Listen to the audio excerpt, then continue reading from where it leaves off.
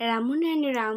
আমি প্রথমে আমার ঠাকুরকে জানাই আমার প্রণাম এবং আপনাদের সকলকে জানাই বৈদিক অভিনন্দন। রামনারায়ণ রাম এই বলে আমি আজকের তত্ত্ব আলোচনা শুরু করছি। আত্মদর্শন।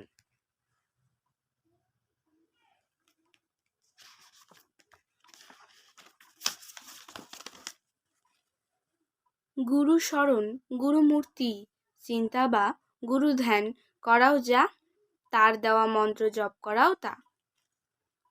সেদিনকার ক্লাসে কি বলেছি খেয়াল আছে কি?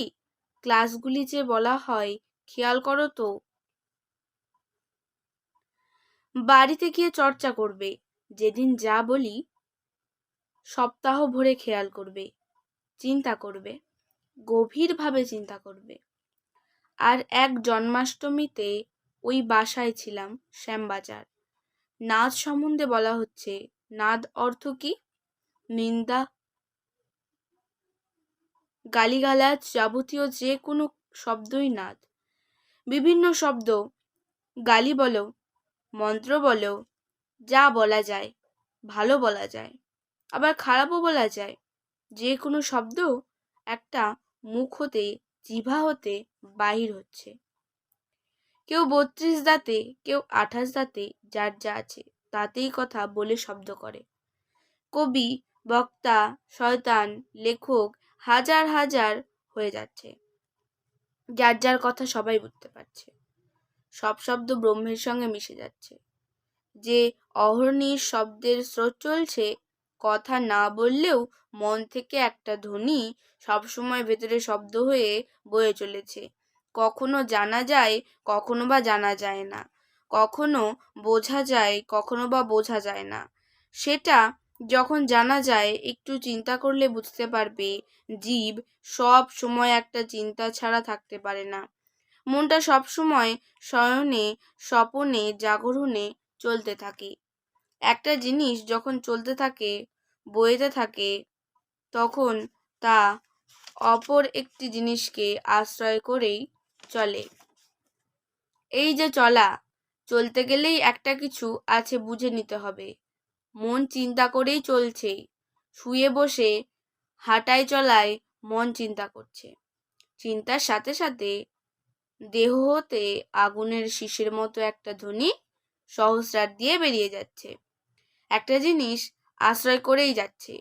একটা রাস্তা ছাড়া তো যেতে পারে না। জল যেমন বয়ে যায়, যেমন রাস্তা সেই রকম ভাবেই বয়ে চলে। মনও বেরিয়ে যাবার রাস্তা দিয়ে বাহির হয়। একটা বহনকারী মনটাকে বহন করে নিয়ে যাচ্ছে। এখন বহন করে নিয়ে যেতে হলে স্পর্শ করেই নিয়ে যেতে হয়। একটা জিনিসের সাথে আরেকটির সংঘর্ষণ মাত্র শব্দ হয়। একটা জিনিসের সহিত আর একটার স্পর্শেই শব্দ হয়। এই যে মনটা বয়ে যাচ্ছে, অগ্নিশিখার শীষের মতো সব সময় চলছে, তারও একটা শব্দ আছে। সাপ যখন যায়, তারও একটা শব্দ আছে। এই শব্দটা, এই ধ্বনিটা কিসের? ওই শব্দ স্রষ্টা সৃষ্টি করবার সময় ওই শব্দের সঙ্গে সংযুক্ত রেখে জগৎ সৃষ্টি করেছেন।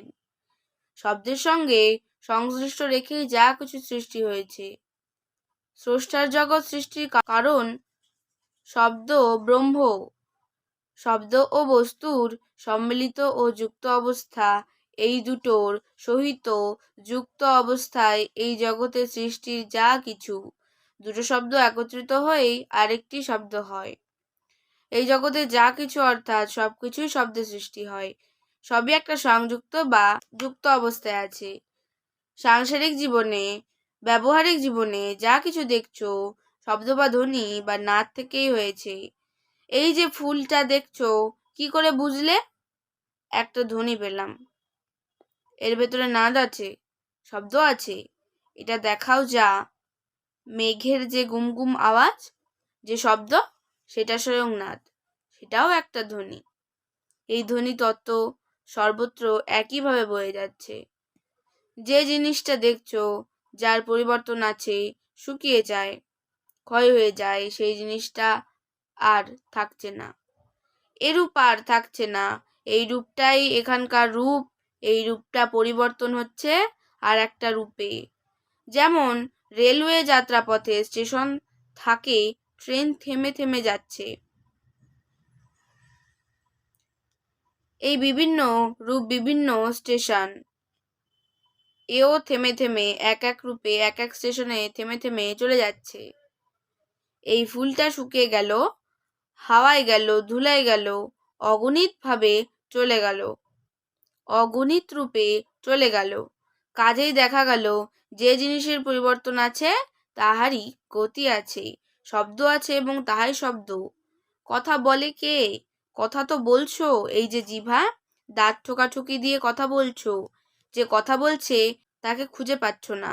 কথা বলে যে, তাকে যদি খুঁজতে যাও তবে দেখবে কথাগুলোকে খুঁজে আর পাবে না। দাঁত মুখ 3-4খানা বাড়ি দিয়ে চলল। জিভটা কি কথা বলে? দাঁত কি কথা বলে? কথা বলে কে? শব্দটা যে রূপের পর রূপ পরিবর্তনে যাচ্ছে, এই পরিবর্তনটাই গতি। মুখে আ এ সে সেই বলতে, ক বলতে, খ বলতে, গ বলতে এই যে জিভাটা বিভিন্ন রকমারি করতে হয়, এই বিভিন্ন পরিবর্তনই হচ্ছে শব্দ।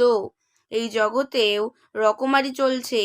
আবার মুখের পরিবর্তনে যেমন বিভিন্ন চেহারা হয়, যেমন ইংরেজ, জাপানি, চীনা চ্যাংচুং করলো। এই দুনিয়ার 100 লক্ষ ভাষাকে একটা জিভা দিয়ে চালানো যায়। প্রত্যেক শব্দই পরিবর্তনে পরিবর্তনে বের হয়ে যায়।